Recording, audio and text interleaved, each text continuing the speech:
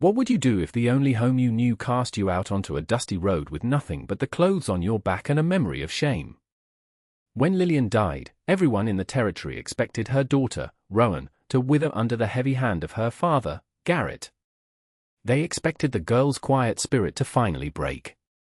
Instead, 2 years later, on the morning of her 18th birthday, Garrett, his face flushed with cheap whiskey and resentment, threw the door open and pointed a trembling finger toward the horizon.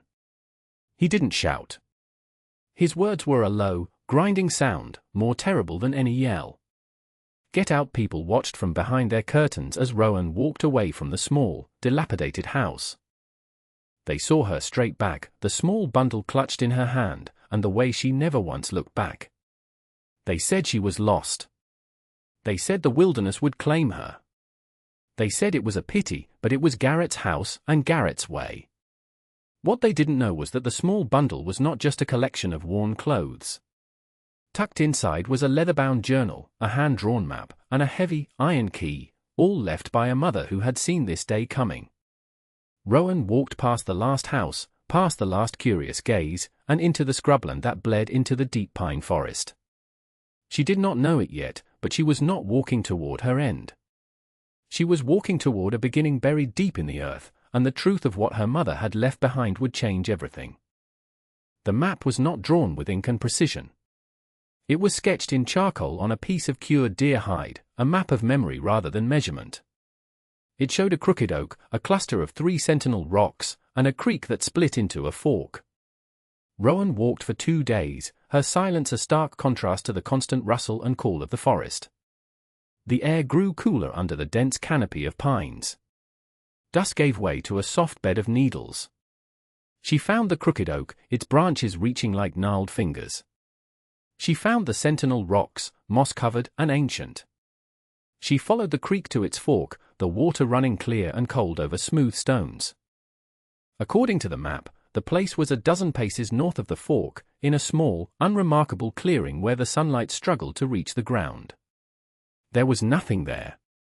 Just dirt, fallen leaves, and the quiet patience of the woods. Rowan fell to her knees, a tremor of despair finally shaking her stoic frame. She ran her hands over the ground, feeling for something, anything, that felt out of place. Her fingers brushed against the cold, hard edge of a single, flat stone hidden just beneath the soil. She dug around it with her bare hands, the dirt packing under her nails. The stone was a lid. Beneath it was a small, iron strongbox, its surface pitted with rust. The heavy key from her bundle scraped in the lock, the sound unnervingly loud in the stillness. It turned. The lid creaked open. Inside, there was no money, no jewelry, no treasure a man like her father would understand. There was only a collection of small, carefully sealed canvas packets filled with seeds, a thick, perfectly clear pane of glass wrapped in oilcloth, and her mother's journal. She opened it. The first line, in her mother's elegant script, read, "The earth keeps its own fire. You just have to know how to ask for it." The digging was the hardest work she had ever known. The journal was not a diary of feelings, but a manual of desperate, brilliant hope. Her mother, Lillian, had spent years observing the land, noting the way the snow melted faster in this specific clearing, the way a faint warmth seemed to rise from the soil even in the deepest cold. She called it a geothermal pocket, a place where the Earth's deep heat was closer to the surface. Her plan was laid out in meticulous detail, a sunken greenhouse, deep enough to borrow the planet's warmth, shielded from the harsh winters and scorching summers. Rowan started with a broken branch, scraping away the topsoil. Then she used the flat stone from the strongbox lid, its edge sharp enough to cut into the dense, clay-rich earth. Each scoop was a victory. Her hands blistered, then bled, then formed thick calluses. The sun would rise, and she would dig. The sun would set, and she would collapse into an exhausted sleep under the stars, the journal open on her chest. She spoke to no one, but the silence was filled with her mother's written voice, guiding her. The walls must be angled to prevent collapse, one passage read. The depth is key, in no less than 10 feet to find the constant temperature. The hole grew, day by day, from a shallow pit to a proper chasm. It was a grave, then a wound, then a promise. She was not burying a past, but excavating a future. The physical toll was immense, but her spirit, which had been clenched like a fist for 2 years, slowly began to unfurl. Down in the cool, dark earth, surrounded by the smell of soil and stone, she was not Garrett's cast-off daughter. She was Lillian's architect. She was building. The construction phase required a different kind of strength, not just endurance, but ingenuity. The journal specified stone-lined walls to hold the earth back and retain the geothermal warmth. Rowan spent a week hauling flat, heavy stones from the creek bed, one by one. She stacked them with painstaking care, using a thick slurry of mud and clay as mortar. The walls rose slowly, a testament to her singular focus. She found a fallen pine, long dead and dried, and with the small axe from her mother's chest, she managed to hew crude planks for shelving that she braced against the stone. The final, most delicate task was installing the glass. It was her mother's one expensive provision, a single pane of clear, strong glass that must have cost a fortune. Rowan built a sturdy frame for it at ground level, channeling every bit of her remaining energy into making it perfect. It had to be flush with the forest floor, strong enough to withstand snow, and sealed tightly against the rain. Using woven vines for leverage, she carefully lowered the glass into place. She sealed the edges with more clay and pine pitch, her work methodical and unhurried. When it was done, she climbed down the rough-hewn ladder into the darkness of her subterranean chamber. And she waited.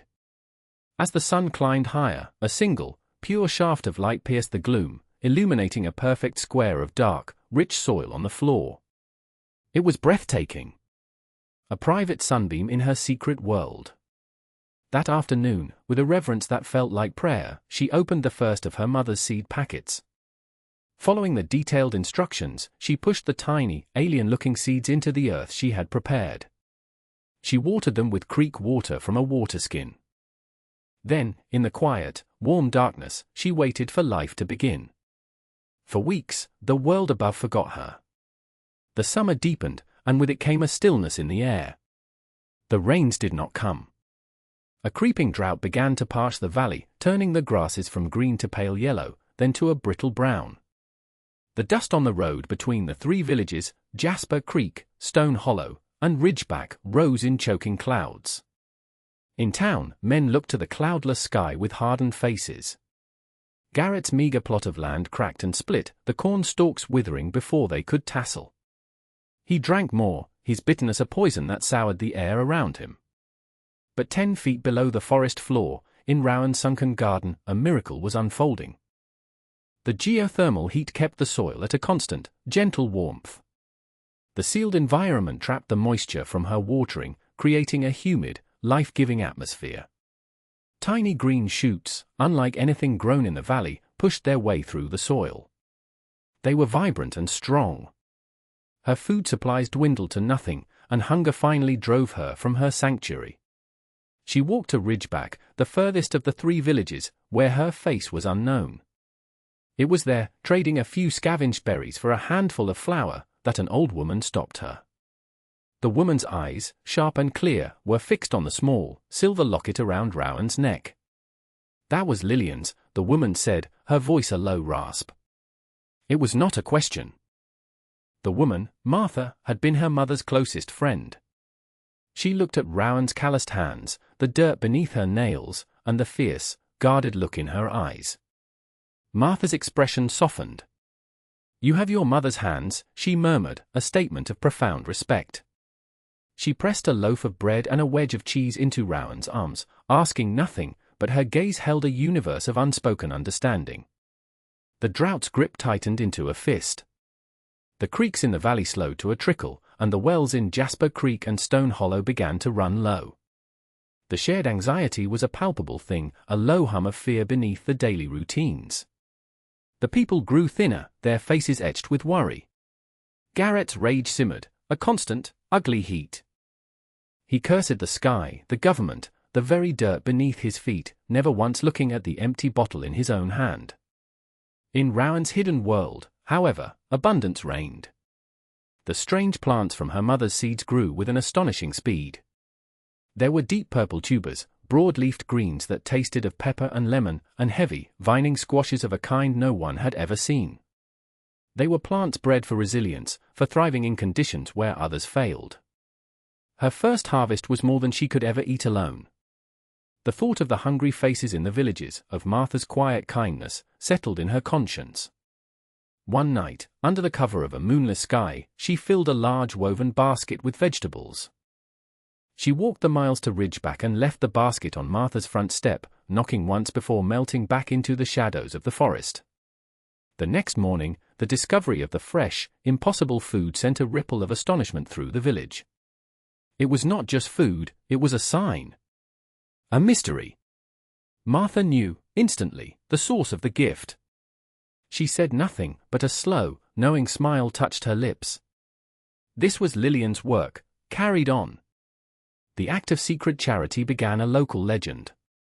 Someone, something, was watching over them. In a time of dust and despair, a seed of hope had been anonymously planted. Rowan's nocturnal deliveries became a ritual. She learned the rhythms of the villages, the paths no one used after dark. One night it would be a sack of tubers left by the well in Stone Hollow, the next, a crate of greens on the steps of the Jasper Creek meeting house. She moved like a phantom, her only trace the miraculous food she left behind. The whispers of the forest angel spread through the valley, a folktale come to life in a time of dire need. The food was distributed, shared among all the families, a communal resource that fostered a unity the valley hadn't known in years. People began to look at the forest not with fear, but with a kind of reverence. Martha, unable to bear the silence any longer, sought Rowan out. She found her not at the greenhouse, but by the creek, her intuition guiding her. She didn't announce her presence, just sat on a nearby log. Lillian always said the earth held its secrets deep, Martha said into the quiet air. Rowan didn't startle. She simply nodded. She was planning this, wasn't she? For you. For all of us it was a statement, not a question. From that day on, Martha became her silent partner. She helped Rowan understand the needs of the villages, guiding the distribution so the food reached the most desperate families first. She maintained the myth of the forest angel, nurturing the hope it provided. Let them believe in a miracle, Martha advised, her voice dry but her eyes kind. Sometimes a good story feeds people as much as bread, but stories travel. Garrett, sitting in the Jasper Creek saloon, heard the drunken tales of magical vegetables appearing in the night. His mind, clouded by suspicion and greed, saw not a miracle, but a conspiracy. Someone was hoarding. Someone had a secret. And he was determined to find it and claim it as his own. Garrett's search began as a clumsy, aimless wandering. He stumbled through the woods, his anger his only compass. But his resentment gave him a persistence he lacked in all other aspects of his life.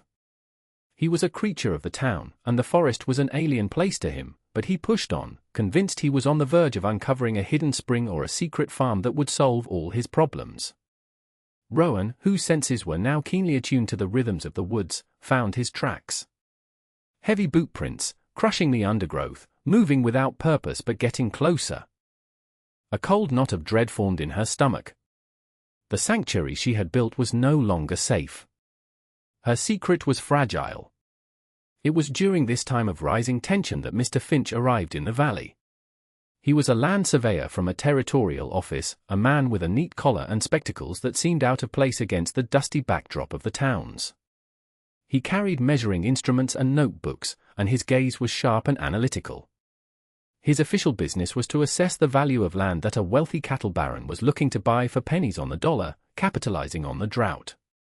But Mr. Finch was a botanist by training and a naturalist by heart. The stories of the miracle vegetables intrigued him far more than his official duties. He saw a sample of a strange purple tuber in Stone Hollow and was captivated. It was a species he had never encountered.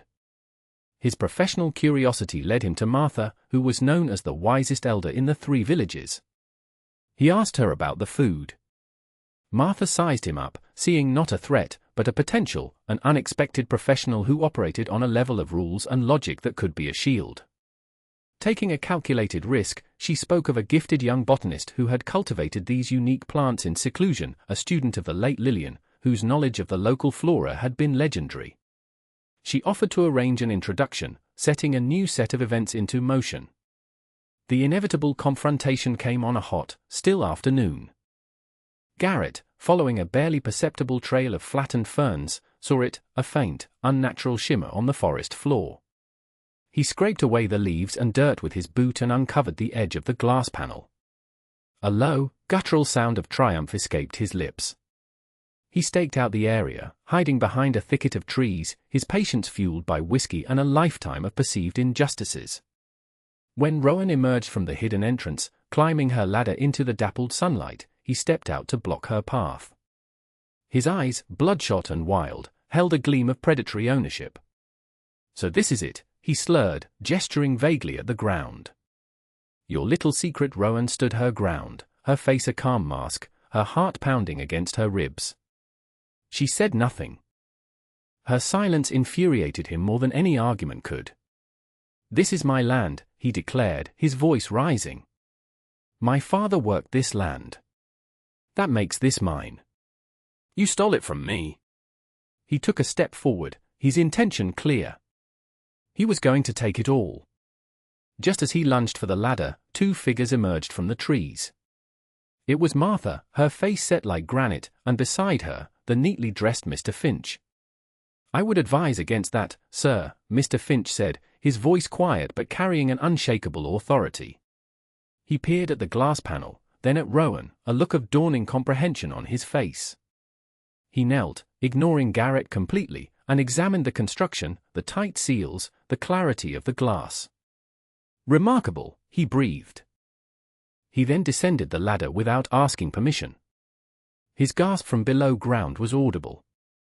When he re-emerged moments later, his face was alight with the thrill of profound discovery. He turned to Garrett. "This is unclaimed federal territory, sir. And what this young woman has built upon it, through her own labor and intellectual property, is hers by right of settlement and innovation. Your claim is baseless." Garrett stared, his drunken bravado deflating in the face of a calm, irrefutable legality he could not comprehend. Defeated by words he could barely understand, Garrett simply stood there. The fire in his eyes guttered out, leaving only the dull ash of pathetic resentment. He looked from Mr. Finch's confident face to Rowan's unwavering calm, and for the first time, he seemed to see not a disobedient child, but a stranger, someone entirely beyond his control. Without another word, he turned and shuffled back into the woods, a man retreating from a future he had no part in. He was a ghost of the past, and the world had moved on without him. Mr. Finch, true to his word, was a man of procedure. The next week, he rode to the territorial capital and filed an official homestead claim in Rowan's name. The deed he presented to her was for 100 acres of forest, with the sunken garden at its heart. He also filed a report, not with the cattle baron who had sent him, but with the Territorial Agricultural Society. He described in meticulous detail the principles of the subterranean greenhouse, the unique, drought-resistant cultivars Lillian had developed, and the potential for this method to revolutionize farming in arid regions. The story of the sunken garden and the forest angels merged. People from the three villages, and then from further afield, came to see. They did not come to stare or to take, but to learn. Rowan, with Martha at her side translating her quiet competence into lessons, taught them. She showed them how to read the land, how to find the warm pockets, how to build and plant. The single greenhouse became the model for dozens more.